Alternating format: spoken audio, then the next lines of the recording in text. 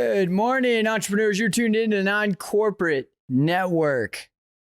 This is Entreprenews. Welcome, Dustin. How are you doing this morning? Welcome, Chaz. I'm doing good. You? I think this is going to be an interesting episode. We got a lot of really cool stories for you guys. For those of you that haven't tuned in before, welcome. Whether you're listening to us on the podcast, anywhere you can find it, Entreprenews, or on YouTube, Facebook, wherever you are in the world, we appreciate you being here. And it's not free to listen. I'm sorry. You don't have to get your credit card out. You just got to tell another business owner, an entrepreneur about us. Keep them woke. This is where we deliver unbiased, unfiltered, real, raw, small business news. We debate 6 stories for 3 minutes each. Dustin, anything else you want to mention before we dive right in? I don't know if there's anything else I can really add. Told them where we're at, what to expect. I think let's just dive in. All right, sounds good. Well, getting into our first story, Quibi will shut down on or around December 1st. Quibi is known for their short, hard-hitting dramas and short films. Everything is 10 to 15 minutes long. They had some pretty big budgets poured into this, Dustin. Does them shutting down show that there's no more room in the entertainment technology sector, or there are already too many streaming platforms out there? No, I think it's just wrong timing for them. I think they were on the right track. I think they had an awesome model. I think people on the go. If I'm in between meetings and I have to take a bus or the light rail or whatever, I can watch a quick episode, 10 to 15 minutes.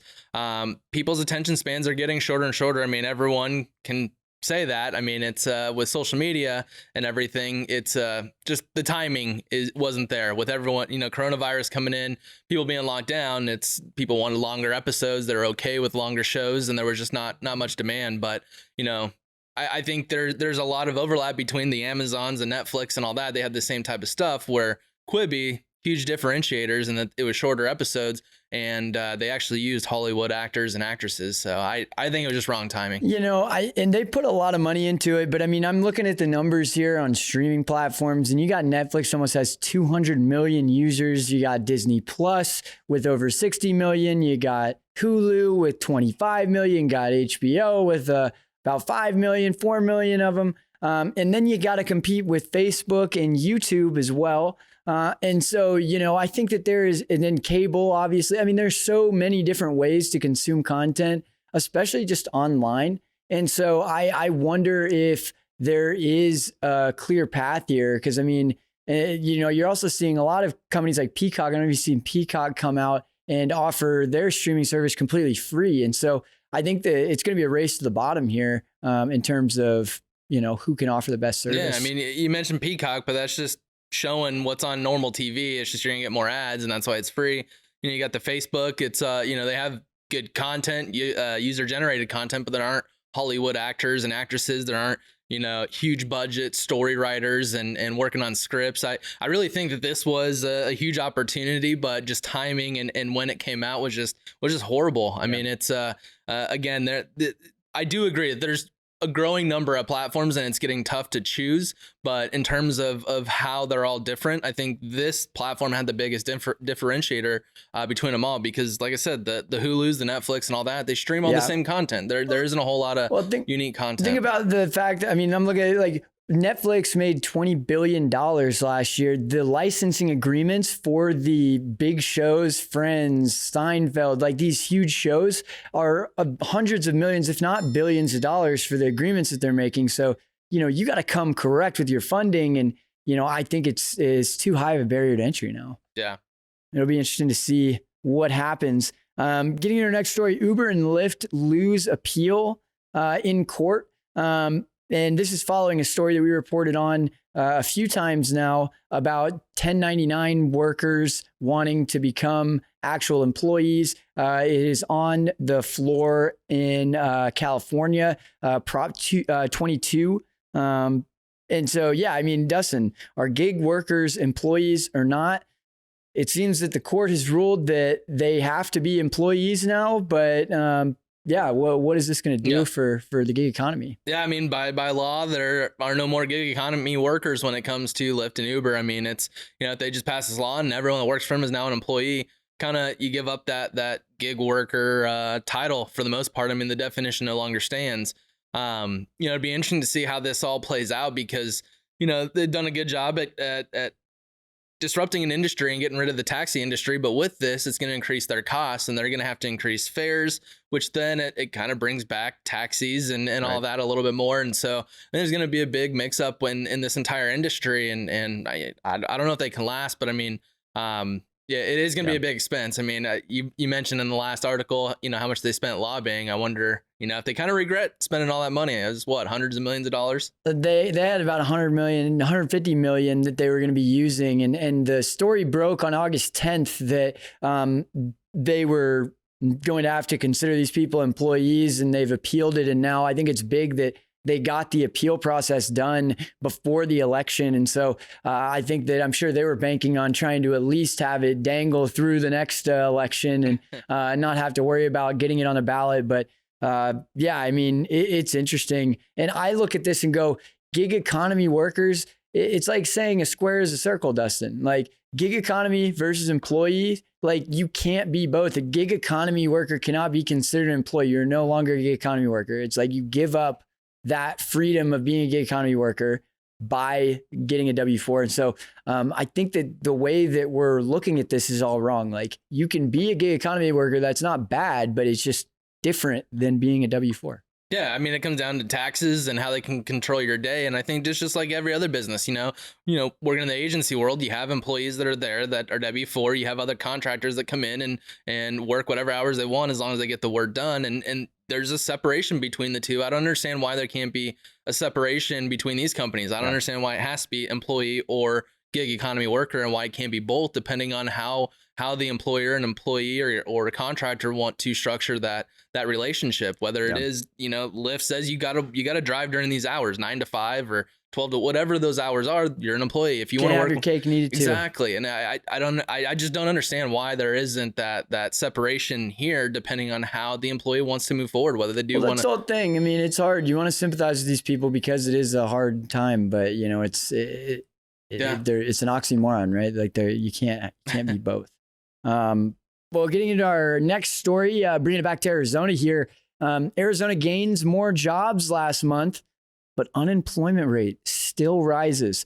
Unemployment rate is up from 5.9 to 6.7% in September. And 30,200 more jobs were created last month as well, Dustin. So how does this work? How can we go up in unemployment while also going up in jobs that are being brought to Arizona?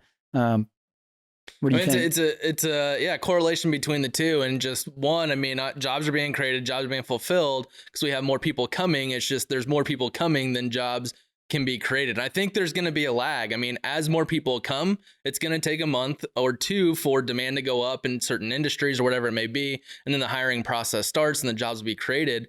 I mean, it's you're not gonna hire someone because there's so much population being moved here. It's once that population starts buying from you. And so I think it's only a matter of time before that unemployment starts going down. But it's simply the fact that, jobs are being created. Jobs are happening, but we have more people moving here than the rate of jobs being and created. You wonder, are the jobs being created like by Arizona for employing more people, or the jobs being created by businesses coming here and then hiring out their employees to also come here? And so, I mean, I don't think there's a whole lot of people that are moving to Arizona and then going and collecting unemployment. I feel like the people that are moving here are coming here with a job. And so, you kind of wonder, what is the catalyst behind this? And I think it's easy to kind of just take it at face value and go, oh, this is all coming from Arizona. And whether or not the legislation or the income levels or whatever are the reason why people are coming here. I mean, again, thinking about the election coming up, going from the 11th least taxed state to the 10th highest taxed state overnight, I think is going to be interesting, and we'll see how many more people still are going to move here. Yeah, I mean, you bring up a good point that if companies are coming here, then people that are moving here have jobs. But I will say that it's probably families that are moving here, and whether the husband or the wife or the mom or dad or whatever it is has that job, the spouse might not have a job and they're looking, and now they're already unemployed. And so that's going to have a factor on the unemployment numbers. So yeah, granted, people are coming here, that job. And I don't even know if that's considered a hire as well. I mean, if you're going from California over to Arizona, that's not really in the hiring numbers. So we might have more new jobs created than the numbers actually reflect, because these are just jobs that were fulfilled that were actually being advertised, where if I get transferred, that's not going to be reflected, but it is going to impact the unemployment number because my wife doesn't have a job. We hit the other side of the coin too, is that, you know, how many jobs were lost that we're just trying to recover still. I mean, from COVID. So it's like, you know, maybe we're getting more jobs, but I'm sure we're still trying to pull ourselves out of a trench a little bit. Yep. Well, before we get into our next story, I want to mention that we are powered by State 48. They got the sauce, you know. I think that they do a great job with partnerships. They do a great job with just spreading awareness for these 501c3, these nonprofit organizations, especially, you know, really just leading the way in terms of small business and how it should be done, right? Yep, absolutely. And they are homegrown here in Arizona. You know, I'm an Arizona native, so I have a huge appreciation for the state, and that's what they're all about. Not only the state in general, the people of the state, and all the businesses within the state. And so they're just doing a lot of good stuff. Say it again, for the state. State 48, check them out, state48.com. Nice, nice. So going into our next story. So Facebook launches season of support for small businesses during the holiday shopping rush. In order to help businesses, Facebook is offering tons of support and training, which include a free personalized marketing plan for your business, tips on boosting posts, free video training, promotional assistance, and a toolkit to help drive up holiday sales. Studies have shown that social media is the top channel where attention is currently at. Overall, you know, social media users will grow by 257 million by 2023. So there's still tons of growth. A lot. Deloitte, they say that 40% of customers actually use social media to review and see what other people are commenting on for that brand before actually purchasing. And so, you know, this is all great. I mean, they're helping businesses, but I mean, you know, I've worked with Facebook support, which is pretty much nothing. Why aren't they doing this more, you know, throughout the year? It is great, but I mean, what are your thoughts on this? Yeah, I mean, well, first off, we got to kind of read between the lines here and think about, okay, this isn't out of the goodness of their heart as much as it's out of the fact that if you train people to use your platform more effectively, then they will spend more money because they're getting better results. And so I think that's where they're looking for that win-win, where it's not like, hey, we're just going to be so gracious and explain this to you. It's, you know, be better so that we can take more of your money. And so, you know, but you think about it, there's YouTube videos on all the stuff already. And it's not like I would be shocked if this had any human interaction as a component of this. I mean, we're talking, here's some videos we made instead of YouTube videos that you can watch. But I mean, again, by the time that you bring yourself up to speed, by the time if you're an amateur and trying to learn how to do this for the first time, there's a lot of experimentation that goes into it. There's a lot of money that you're probably going to lose trying to figure out how to do it right and how it works for your business. And so, you know, I wonder if you're starting at the end of October and you're wanting to capitalize on the next 3 weeks of advertising. Of course, Facebook wants you to spend more, but does that mean you're going to be more successful? I'm not sure. Yeah, I mean, you bring up a good point, and this is the thing that's always surprised me. I mean, Google, so I started in digital marketing, is educating business owners or new people that started AdWords at the time on how to use the platform, how to better performance, and Facebook has nothing like that. And it's, you know, I wonder if they're starting to feel the pressure from Walmart, Amazon, and some of these other online or other retailers that are growing online and, you know, taking those advertising dollars, because you're seeing more budget shifts going from Facebook over to Amazon. And so, yeah, I think it is, I think it might be a move too late. And I'm surprised that they haven't done this sooner. I mean, going back to support, I've talked to so many different business owners and people in marketing that it's just like, so frustrating. We're spending hundreds of $1,000s a month and we don't have a human being to actually talk to. Yeah. And so, I mean, they've ridden a good wave for a while, but you're seeing more channels pop up, better ways to target. And so, you know, I wonder if they're doing a little too much too late. Yeah, for sure. So going into our next story. So most businesses offering more payment options saw sales increase during the pandemic. So a company called Paysafe polled businesses to see who offered flexible payment options. 80% of those people polled small, medium-sized businesses who chose to diversify their online or improve their card presence did see increased sales overall. During the pandemic, 88% made at least one change to their checkout during the pandemic, and 39% reported the volume of business increased. Those who saw success are going to continue to innovate their offerings and how they take payments from their customers. And really, it's you can use your credit card at a retailer. It's going to charge you all there. They're kind of just coming in and saying, hey, instead of doing that, you could set up to where it's 3 payments and you still get to take the product today. And, they're it's almost like layaway, but just more glorified, and they're trying to change the models. And so, businesses are seeing growth. Is this good, or is this going to hurt the overall economy? Because now it's going to stretch people too thin. Yeah. And is this creating liabilities for the businesses? Cash flow is such a huge thing. Yeah, no, it's creating liabilities for the businesses and the consumers. I mean, we're going to kick back paying our mortgage. We're going to kick back paying our Christmas presents. We're going to kick back paying our groceries next. I mean, it's one of those things where you can only have this tidal wave get so big before it breaks. And so I think that, it's tricky, right? You want to be able to give people options and have the choice to make responsible decisions or make decisions that are best for them. And so you can't take that away from them. I think it's great to customize, but yeah, to write it off as we're driving more sales when you're making a quarter of the revenue up front, you point to cash flow.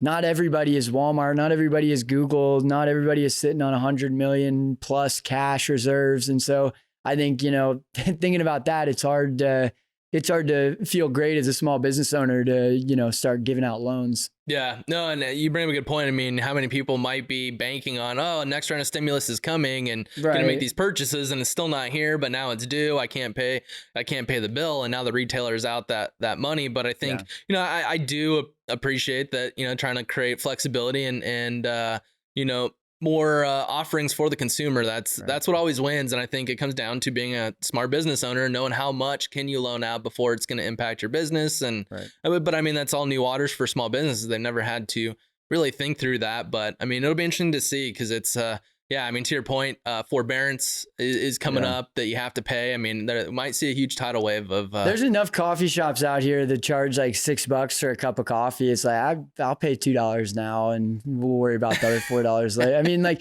that seems to be like, if you're talking small business, like, I mean, I know that small businesses can be up to like 200 employees or something, but still like, I wonder what industries this is doing well in. I'm sure e-commerce and places like that, this could be interesting, but not for everybody.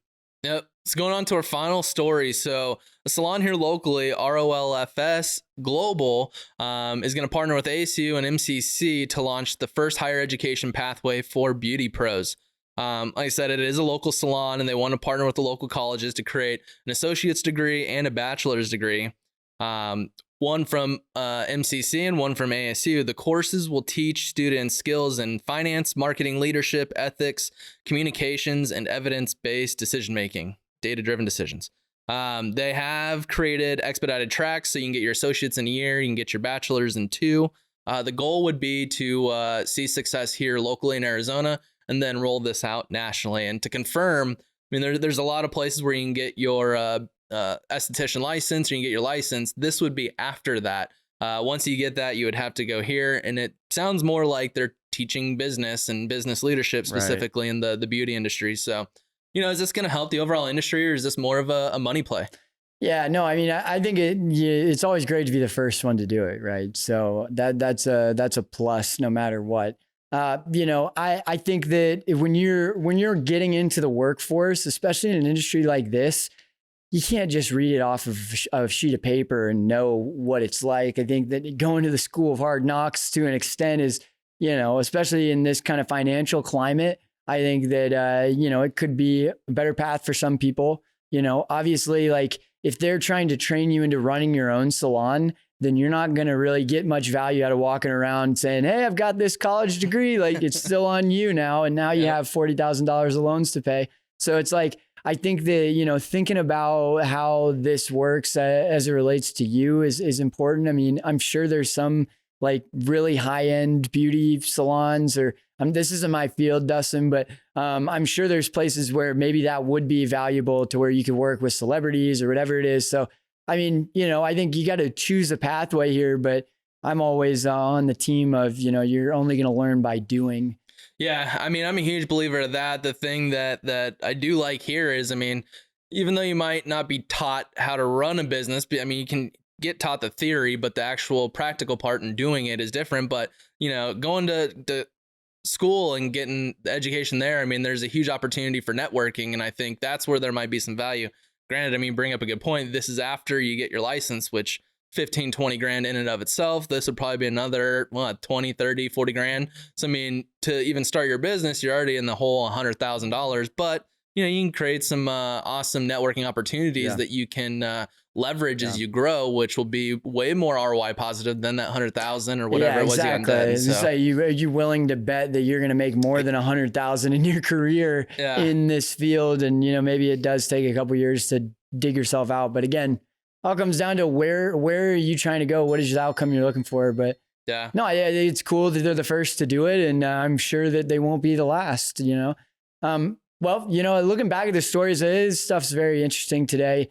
I've been following the Uber and Lyft and gig economy case very intently. I think that it's setting a huge precedent, right? There's so many other businesses that are working in the similar type of capacity with gig workers. And so, I think that it's going to be a slippery slope and it's going to be a snowball effect that next DoorDash and next after that is Instacart and these other companies are going to be like, hey, what about us? Like they're getting health benefits and we're not. So I think that this won't be the last time that we are debating, a technology company having to make this move.